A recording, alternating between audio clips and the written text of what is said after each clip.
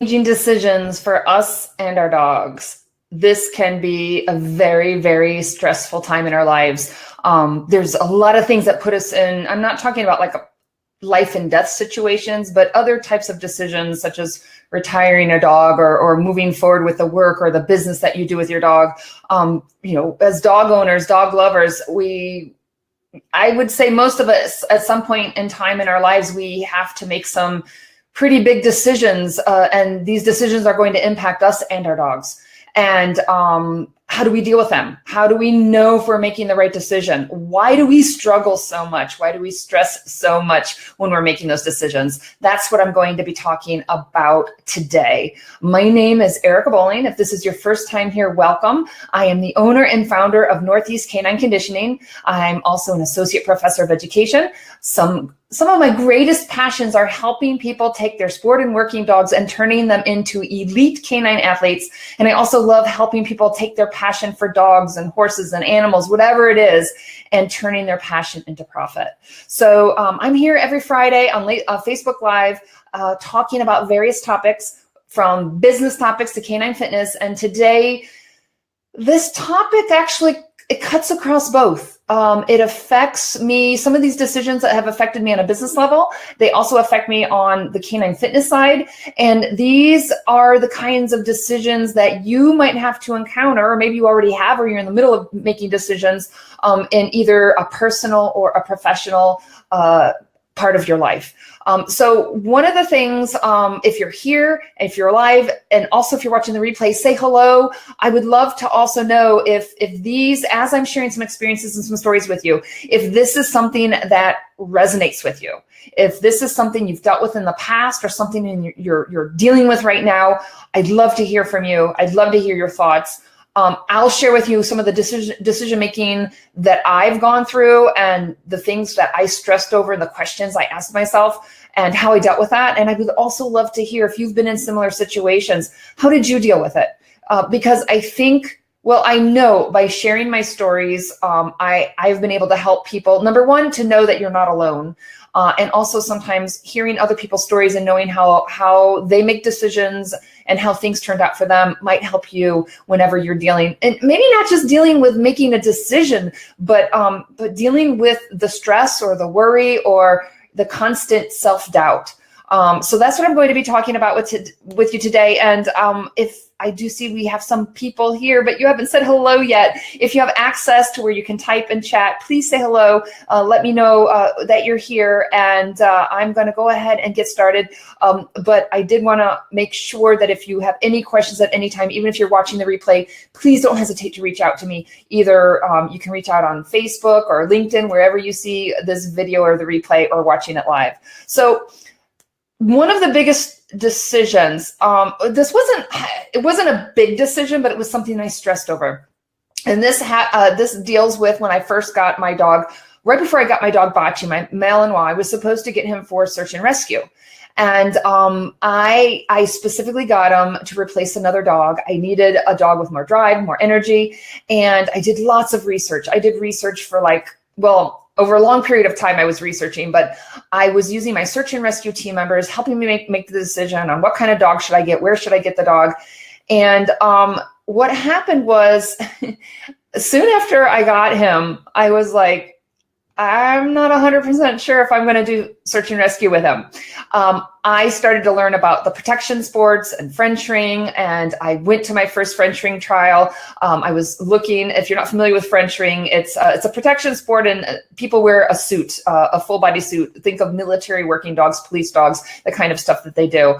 I just fell in love with it, and I was like, do I pursue, I've been doing a search and rescue for a few years, and I was really invested. And it wasn't just me, it was my team members, and they were invested. They spent a lot of time mentoring me and coaching me.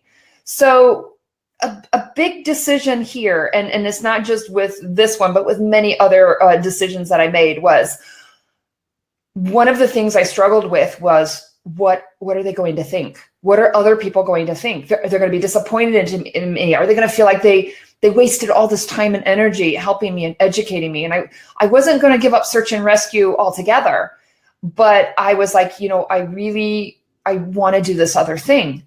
or at least I want to explore it, and I think I want to do it. And my heart from the very beginning, I was really, really passionate about this new sport. And I think kind of in my gut, I knew I wanted to do this. But as I said, I'd been training, I had been invested in this team, I had been working with these people for a long time. And it's like, I can't just get my puppy and tell them, hey, I'm changing my mind. So what I decided to do is I was going to do both. And I was going to decide, watch my dog and see where he excelled. Where was he the strongest at? And what did I enjoy? And what did he enjoy? And it didn't take me long to figure out that, we really loved the sport aspect of the Frenching, the protection sport. And I can't tell you how much I struggled. Like in my gut, I knew what I wanted to do. But in this particular decision, what I struggled with so much was telling the people who I cared about, the people who helped me, who mentored me, telling them that I had a change of heart, that I was going to take a different direction in my life. And like I struggled for months and months, and they didn't know that I was contemplating this. And I stressed over this, and I was worried they're going to be disappointed, that maybe they'd be upset at me. I also, not everybody, they're not always fans of the sports that that I'm interested in doing. So there was also that aspect, going from rescuing people to my dog is, doing protection work and as a sport and biting people. I mean, it's kind of the extremes. But I was attracted to it. The bonding and the training, and I saw it as a very big challenge kind of for me as a dog trainer. Can I train at that highest level and have that kind of bond that I would see these people having? Not to say they don't have it in search and rescue. So one of the things that I think of when we make difficult life decisions, or even things that maybe they're not huge life decisions, but we struggle over them. And a common theme here, and this is going to come up again, is we worry too much about other people. What are other people going to think? I mean, ultimately, it's my life. It's your life. What are you going to do in the next year, the next 5 years, the next 10 years? It's your life. And you want to live a life that you're meant to live. You want to live a life that you're passionate about, doing the things that you love. And sometimes that means, well, frequently at times, somewhere along the way, we're going to disappoint people. There are always going to be people who don't necessarily agree with our decisions. And, I think most of us, we stress too much over that. We stress too much over what are they going to think? And maybe we focus too much on that rather than what do we truly, truly, truly want? What's really going to make us happy? What do we need? And even when we know that, like I said, what are my parents going to think? What are my friends going to think? What are my teachers going to think? What is my significant other going to think? And this was something that I stressed over, and it took me months. It took me months to finally talk with my team leaders and my team members. And I tell you, when I told them that I was making a shift and I wasn't going to do search and rescue anymore with my dog, they were amazing. They were amazing. They were like, we're going to miss training with you, but we're so happy you found something you love. We're so happy that you found something you're passionate about. And, all those months of trying to make a decision and stressing over it and worrying about it, it was like, wow, I worried so much, and, it wasn't that big of a deal. And even if it was, I shouldn't be making my decision based on other people. So that was something that I think we can all, at times when we're struggling to make decisions, is it because we're struggling with what's a good decision for us? Or are we really struggling because we're worried too much about what other people are going to think? So that was one of my earlier, struggles whenever I was getting involved in the working dog world and the sport dogs. The next decision, so we ended up doing protection work. We ended up doing Frenching and competing. I started him in search and rescue, but I shifted over when he was young. And what happened was, over time, as he was getting older, he was having some health issues, some lameness. And we found that he was having some soreness in his neck. And the decision here was, okay, an MRI, thousands of dollars. And it wasn't like it was very periodic, very sporadic. Every now and then he'd be sore, nothing real traumatic. But I was like, should I invest and get the MRI? The veterinarian said, I can keep training him if he's not showing any symptoms. And the decision here, and I was just talking with somebody about this the other day when they were trying to decide to make a decision about getting an MRI for their dog, was I said, in my head, I played out the worst case scenario. What if I don't, I think there's something going on and I'm not sure. What if I don't pursue it and something happens? What if I'm doing an exercise and my dog runs down the field? Let's say, maybe there's something going on and there could be some traumatic event, if it's related to the neck or the vertebrae, the spine, the dog could become paralyzed. Like I was going through these worst case scenarios. And I asked myself, if something like that happened, and I did not do everything I could to make sure that nothing was wrong or that I could continue to pursue my sport, if I didn't do that and something really bad happened down the road, I would have felt horrible. I was going to feel horrible anyways if that happened. But if I knew that I had thought about pursuing to see, to invest and see if something was really wrong, if I had chosen, I don't want to spend the money, or, I think I can keep working him, and something happened, I would have been devastated, totally devastated. And I thought, if I go and invest, do the MRI, it's not a guarantee, but at least I'll know, I'll have a peace of mind knowing I did as much as possible to make sure there wasn't anything major wrong with my dog. And so for me, and that's when I have insurance on my dogs. I have health insurance on my dogs. And I'm like, you know what, it's been great for me. It's totally paid off, but there's always a possibility that it doesn't pay off and you lose the money. But for me, I would rather invest the money. I'd rather invest in the MRI. I'd rather, have the security and the safety of the insurance for that peace of mind. If my dog wakes me up in the middle of the night and I'm rushing to the emergency room at 3 a.m, I don't have to worry about, do I have enough money to pay the bill? And so I did decide to get the MRI, and we found some slight deterioration of some discs in his neck. The doctor said it was, it wasn't major. He was surprised that he was showing, surprised he was showing the kind of discomfort and pain he was showing at that time. But he was like, you can treat it and you can do this and that, and you could continue to work. And, if he's not symptomatic, but the next decision was, and this was really, really hard, was, do I retire my dog? He was young. I think he was about 4 years old, 4 or maybe just turning 5 at the time. And, I got him young to work him, to do stuff with him, to do search and rescue, to I was competing and training with him and really socially involved and in the community. And it's a lifestyle. If you're really committed, search and rescue or Schutzhund, or if you're an agility competitor, it's a lifestyle. You live it and you breathe it, and your free time and your weekends. And the decision, do I retire? Do I stop my sport? Do I discontinue it? It doesn't just affect, my dog's retiring. It affects, for me, it affected so much of my life in so many areas, my entire weekend, the community of the activities and the people I train with. And so in my heart, it was like, oh my gosh, I love this. I want to continue to do it. I wanted to compete and continue training. But then I was like, my dog is showing some soreness, and not all the time, but there are days when he's having some pain in his neck. And even though he's okay, and the vet says, it's nothing major, it's very mild, he's getting older. It's not going to improve. And it wasn't, we didn't need any kind of surgery. He didn't need medication at the time, other than he had some inflammation he had to get over. But my decision was, it's not, as he gets older, this condition is not going to get better. As we age, our body, just through wear and tear, that's a natural process. And then we already had some slight deterioration of the discs in his neck. It wasn't going to get any better.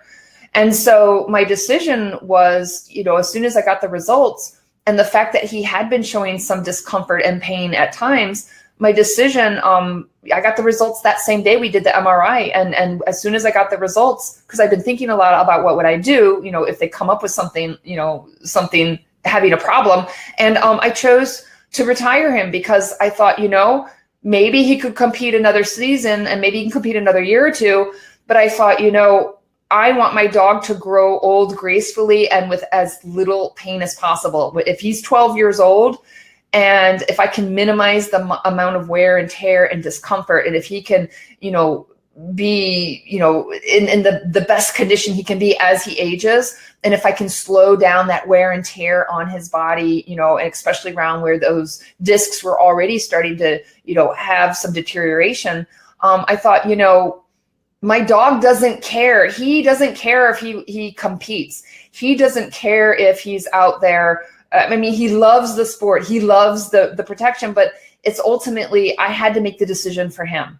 I had to, it was difficult and I was sad, but that was because of me. It was because of me wanting to participate and continue in the community with him and train and be involved in competing. But the decision had to be, for me, it had to be based on my dog. And yes, I was disappointed, but I had to do what was best for him. And for there, I wasn't so worried so much about what do other people think.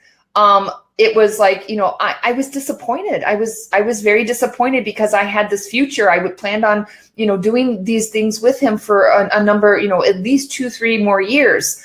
And, I wanted to continue. He was getting ready to compete at the very highest level. And at one point in time, he was, one of the top dogs competing in the nation.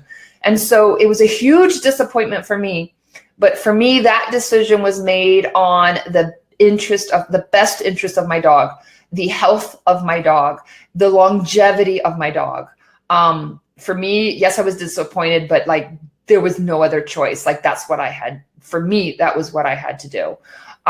So, and I know a lot of people, I talk to a lot of people in that situation where there's, some kind of health issue, and it could be very mild and, nothing devastating. And it's like, well, you could continue or maybe you don't, but, I think it depends on the issue, the degree of the severity, the likelihood of it getting worse, but that was the decision that I made.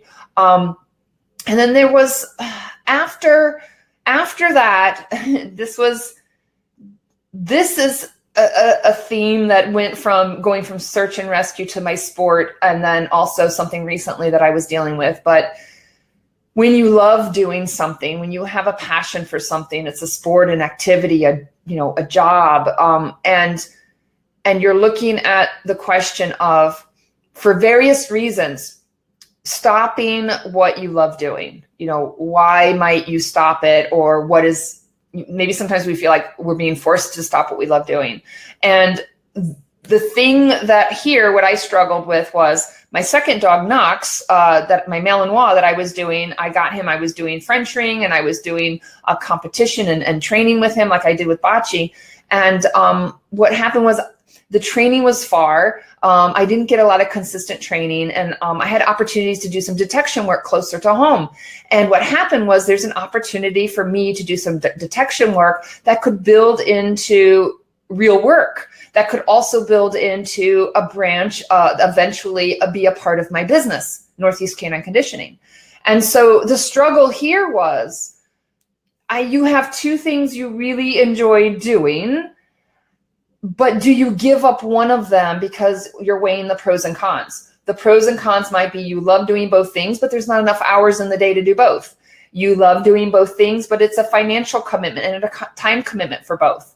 Also, you love doing both things, but one is a sport and one is the potential for work and a career, a job for my dog where he's actually going out and he's helping to represent my company. I use him for demos, and he could actually be, working and bringing an income. And he has opened up a lot of doors for me in doing things in the detection work that I do with him. So my decision here was, do I continue doing the sport that I love and also continue doing the work that I love? Or do I put all my energy into one and take a step away from the sport that I've loved? I've been almost, it's probably 9-10 years that I've been involved in Frenching. And this is something that I've been dealing with a lot, kind of the pros and the cons. And I could do both if I really wanted to, but I have to think about, am I stretching myself too thin? Also, like I said, the time commitment. One, I'm traveling 3.5 hours one way to train. Another one is, closer. And the decision, I've talked to other people who've been in a similar situation when it comes to doing something for fun and for sport and doing something for a job. And with my experiences with bocce, with my experience of, the potential for injury and how physically demanding and hard on the body the sport is in Frenching, I made the decision while I'm training Knox, and I'm looking to see where this goes. I'm looking to see where it goes as far as work, where it goes as far as Northeast Canine Conditioning, where it goes as regard to my business. I can't risk going out and getting him injured by doing something for fun and for sport, and have the potential that it makes it so that I don't have a demo dog for work, that I can't do the things that are the doors that are opening up right now with me for him, for professionally and for my own personal business. And so for me, it's a combination of the fitness side and the wear and tear on the body and the potential for injury. His birthday's coming up very soon. He's going to be 5 years old. And then also the potential of what I'm building and growing with him in the new work he's doing in detection work. And so so I struggled with this, and right now what I've chosen to do is to take a step away, kind of take a break. I'm not telling myself I'm done. I'm not, I love the sport that I've been involved in. I'm not giving it up. But I want to step aside and put my time and energy and see where things go with what we're doing right now with our detection work. He's really good at it. He really loves it. I really enjoy it. It's a different type of enjoyment than what I was doing in the sport. But I've talked to other people who've had to make this. They didn't have to, but they chose to make the decision when they had dogs that were doing sports and they were switching over to doing things more for a career and for, real work.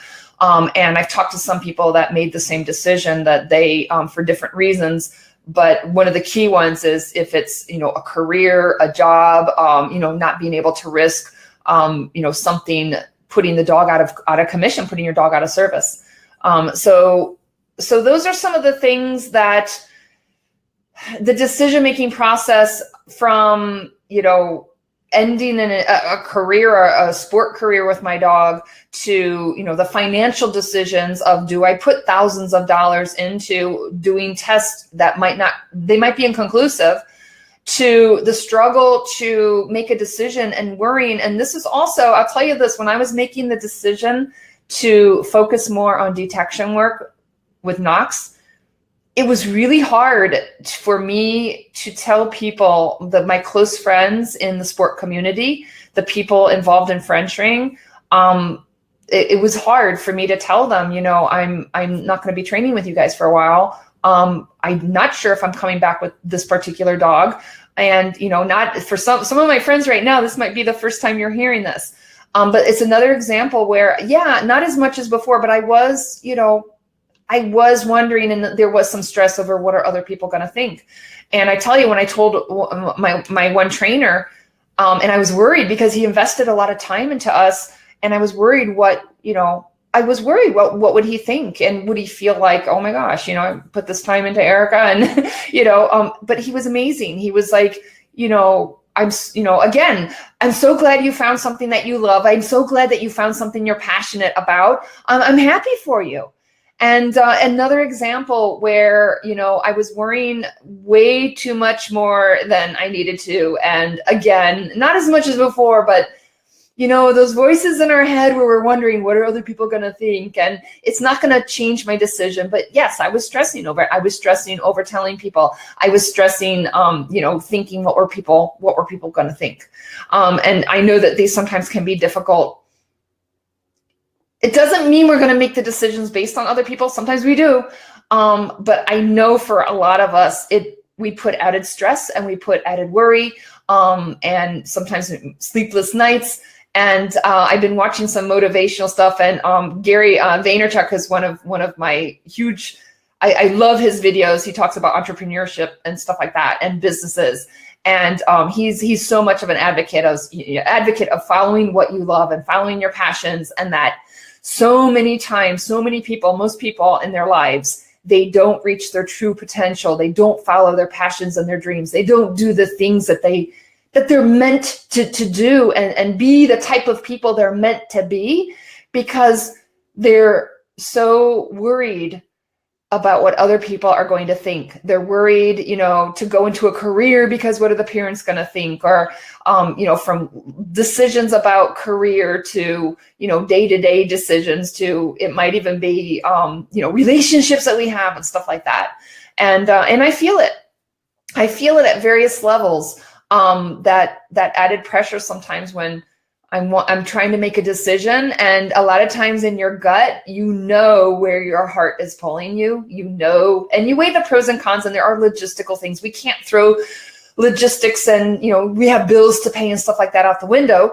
But I do think I would totally agree with Gary that we worry too much. We spend too much time worrying about what will other people think of us and how do other people judge us. On the business side, people worried about going live, making videos, writing articles, videotaping themselves training and putting it out there. All of the stress, everybody I talk to, what we stress over is, what are people going to say? And people are going to write bad things about me. And, think about, try to imagine things that we could do and what it would feel like if you could do the things that you really love, and try and explore the passions and the kind of work and the things that you want to do. Imagine what it might be like and how it would feel if you could do these things and follow these things without worrying what other people would think, without worrying about disappointing somebody. And that's something that I think, I'm trying to follow more of, and I try to remind myself that. And it, when I think of that and when I'm making decisions and I think of the possibilities, I get super excited, super, super excited. And it's a good reminder. So I'm not, these were my stories. These were some of the things that crossed my mind when I was making the decisions. I imagine some of the things apply to you. There's going to be different scenarios and different situations in your case, but I think there definitely are some common themes that a lot of people can relate to. And I'll try to kind of highlight these. Number one is, here I was deciding between two different, it could be two sports, two jobs, two careers, two activities. But making a decision, some of the decisions, number one is following your heart, following your passion. But also, if you're like me, it's really easy to try to do too much. You just do too much, spreading yourself too thinly. That was a key decision here also.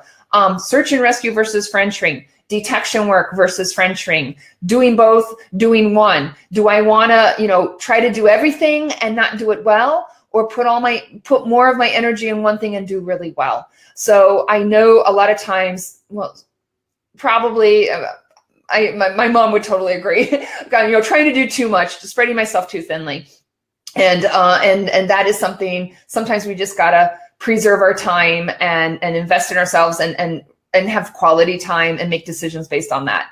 Getting an MRI, not to get an MRI. Do we invest the money? Do we spend thousands of dollars and hundreds of dollars when we may find out that we didn't need to spend the money? Right? Maybe we don't have the money.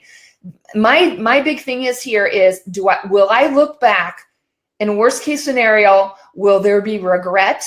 And also, do I want to have a peace of mind? And if there's any way at all that I can invest in the testing, in the follow-up, if there's any way at all that I can do everything possible to know that I did everything possible for my dog. And if something bad does happen, at least I have a peace of mind knowing I did the best that I could do. And, I was lucky. I had the money, I had insurance, I could invest in MRI. But, if it's something that if I'm not able to do, at least I can go back and say, I did everything possible everything that I could possibly do. And now, it's just out of my hands and I have to accept that. So for me to have a peace of mind, like I said, that's one of the huge reasons why I have insurance on my dogs, is to have a peace of mind that I don't have to stress. I can go to the emergency room and say, do whatever tests you want, whatever you think we need to find out what's wrong with my dog, do it. Retiring a dog, making a decision to discontinue something, I really think ultimately that, we need to put the health of our dogs first, and not just the health at this very moment, but it's the potential of the quality of life of my dog long term. And we have to make decisions based on our dogs. That's my opinion, and thinking about long term effects. And I want my dog to live a long healthy, pain-free life. And I'm going to make decisions as much as I can to minimize things that could potentially be endangering his life or causing pain or discomfort to him. So for me, making a decision, and I acknowledge, because I was so disappointed, I acknowledge that the disappointment it was me. It was what I wanted. It was not what my dog wanted. Like he loves doing protection work, but if he doesn't do it today, like, he has a happy life. He's like happy. He just wants to spend time with me. So all of my difficult feelings and feeling disappointed, it was just me. And to me, it would have been a selfish move to risk putting my dog and having pain and more trauma to his neck. Like, that would be selfish. I would be doing it just for me, not for my dog. And discontinuing something that I still have a passion for Frenching. I want to stay involved in protection sports, and when I get another dog, I still want to do stuff like this. But one of the things I learned from this is we change. And my mom always tells us, make the most of it now and do what you love now, because we change, and what we love doing right now might not be what we love doing tomorrow. And our interests change as we grow, and life experiences, and what used to be really important to us 5 years ago, a year ago, 6 months ago, it's changing. What is the most important thing to you right now? Your greatest passion, that might not be your greatest passion a year from now. And we have to be able to let things go and be open to change and to growth. And it's not, don't feel bad about it. And don't worry so much, about disappointing other people. I think, following what it is, where your heart is, and also, of course, the logistical stuff. If I was able to train in my backyard, it would be a lot easier to continue with the sport. But I think sometimes whenever we struggle with decisions, sometimes we don't acknowledge that we change, that our interests and our passions change over time. And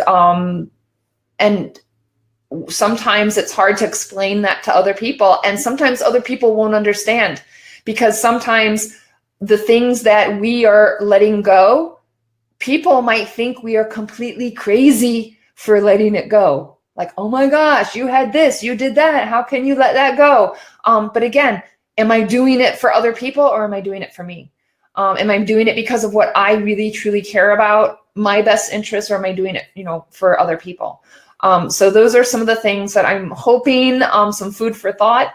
I hope it's something that helps you when you're making those decisions, to either not feel so guilty or not stress so much, not worry as much as I did. And also to have the courage to make your decisions based on what you feel is best and what you know is best for you and your dog. Make those decisions confidently, and to be able to move forward courageously when people disagree with you, when people don't understand you, when people think you made the wrong decision. If you feel like you put time and thought into it, that you're making the best decision for you and your dog, for your business, whatever it is, and you feel good in that decision, I'm all for one, not living a life of regrets, making that decision and moving forward, and being confident and feeling strong in the decisions that you make. So hopefully my experiences and hearing some of the struggles that I had and some of the ways I was pulled in my decision making, and hopefully hearing how the outcomes of my decisions, which could be changing again in the next few months, you never know. I'm hoping that is helpful for you. whether you're living and you're experiencing some of these stresses and big decision-making things right now. If you haven't and you're not going through it now, I think at some point in time, we all are going to have, some big decisions that we have to make that impact not just us, but others. So I'd love to hear from you again. What are your thoughts? What are some of the things that you've had to make those decisions? What helped you in make those decisions? What were the stressors? And I'd love to hear if any of this was helpful for you, if you've had similar experiences. So I'm going to put, just before I leave, I want to put up here, I will put my email address. Again, you can message me on Facebook or wherever you see these videos, but you can email me at info@northeastcanineconditioning.com. It's Northeast Canine, the letter K, the number 9, conditioning.com. And I would love to hear your experiences. I would love to hear any, if there's other topics that you'd like to hear about on our Friday Facebook Live, 8:30 p.m. Eastern time is when I'm here. The topics, like I said, if you have questions, topics, things you want to discuss or you want to know about related to canine fitness, shoot me a note, ask me a question, and I'm happy to do it. And also anything related, business related, starting up a business, expanding a business, growing a business, all of those tough decisions that come into being a business owner, being an entrepreneur, whether it's a canine professional or in another field. But these are the types of things that I love talking about, sharing stories and experiences and offering tips. And thank you, Angie. Angie, thank you so much for being here this evening. I'd love to hear from you. Email me, message me on Facebook, send me if you see this on LinkedIn, YouTube. I'd love to hear from you. Give me some topics. Let me know your thoughts. And please come join me on Northeast Canine Conditioning on my Facebook business page every Friday, 8:30 p.m. Eastern time.